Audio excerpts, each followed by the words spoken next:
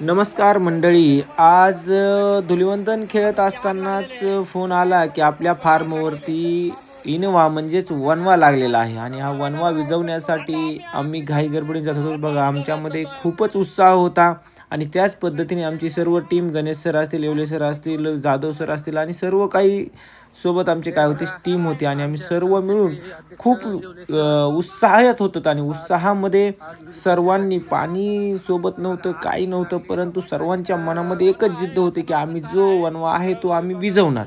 आणि या इच्छाने, या हेतूने सर्व काय करत होते, धावत होते. मग समोरची काय गोष्ट घडली आणि कसा आम्ही इनवा म्हणजेच वनवा विझवला ते आपण सर्व पाहूया. हे बघा, पाणी आले आणि ही कशी धावपळ चालू आहे आणि ही आपली मका आहे, जनावरांची मका आहे. आणि जर एवढी धावपळ नाही केली, आपले सर एवढी धावपळ नाही केली तर आपल्या जनावराला काहीच राहणार नाही. आपला वनवा, हिरवा चारा हे काय होतं, ह्याला हाई लागते आणि असा हा वनवा इकडं येतच राहतो. हे सरांची कशी धावपळ चालू आहे जोरात अशी. आता हे पाणी आम्ही मस्त पैकी आता इकडं ह्याला लावले. बघा बघा, एवढं रोज करावं लागते कसरत, परेशानी होती. तर हा वनवा बघा जवळपास हे असं फाट्या घेऊन हे तोडावं लागते. चला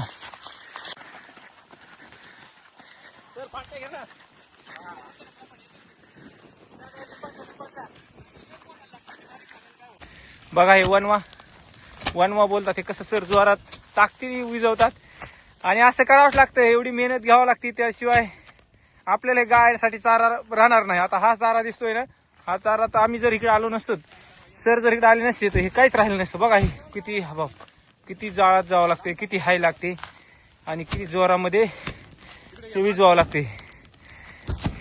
हे गायासाठी आता चारा हे जळून गेला असता जर इकडे आम्ही नसतो आलो तर. ते कोणतरी काय करतंय, पेटवतं. हे दारू पिणारे लोक बसतात आणि बिडी सिगरेट असेल पिऊन तसेच सोडतात. मग असं हे होतंय. आणि जास्त आता ऊन झाल्यामुळे थोडं त्रास येतोय विजवायला, पण आम्ही सर्व विजवल्याशिवाय जाणार नाही. सर्व विजवणारच, हे पूर्ण विजवूनच जाऊ. ओके. खूप प्रयत्न केलेला आहे, परंतु आग खूप मोठी आहे. जेवढी विजवायची तेवढी विजवत आहोत, परंतु सर्व बाजूनी लागल्यामुळे शक्यता कमी आहे. थोडी जरी अग्नी राहिली तर पेट घेते. मोठा वनवा लागलाय. तो आपण त्याचा मका आहे आपली, तिथपर्यंत पाणी आलेलं आहे. तिथून काही पाण्याच्या बकेटीने काही झालं शक्यता ठीक आहे. आता इथून पाणी ओतून टाकणं चालू आहे.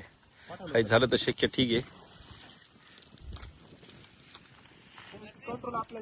हे आमचे दरेकर सर कसे करते सर, दरेकर सरचं माहिती अहो आहे का, कसं विजवायचं ती माहिती त्यांना. हा, हे पवार मामाने आता शेवटी आले पण पुष्पराजच केलं त्यांनी. दादच करायचं नाही, भारी काम केलं यांनी.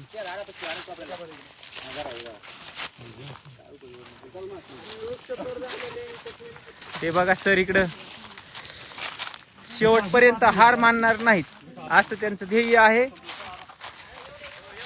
मोडन पण वाकणार नाही, या पद्धतीने शेवटची ठिणगी बंद होत नाही तोपर्यंत आपण बंद ठेवायचं नाही, असं सरांचं ध्येय आहे. सरांनी जोरदार अशा हल्ला केलाय आणि आता त्याच्या समोर आणि एकीचं बळ म्हटल्यावरती कुणाला पण आपल्याला हार पत्करावीच लागते. त्यामुळं आपल्या समोर या ठिकाणी अग्नीने हार मानलेली आहे थोडक्यात. बघा, शेवटचा दम पण जोरात मारला सरांनी एक.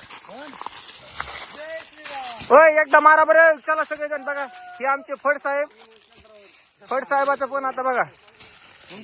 फुंड साहेब, हाय शाबास फुंडे. हा, दरेकर सरचं भारी दरेकर सरने भारी काम केले. एकच नंबर.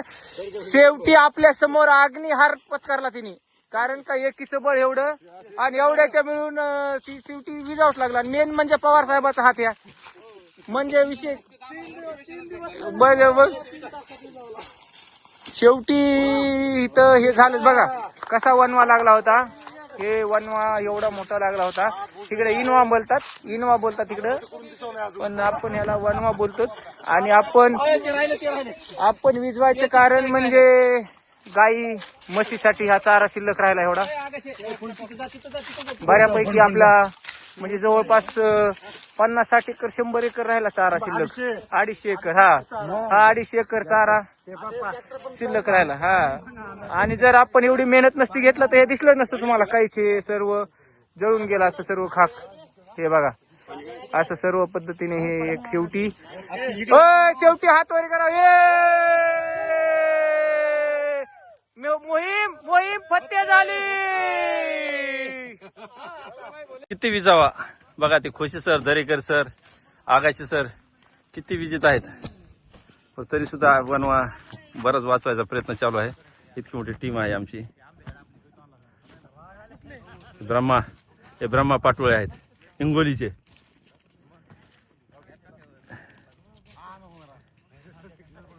खोसे सर, मुंड सर,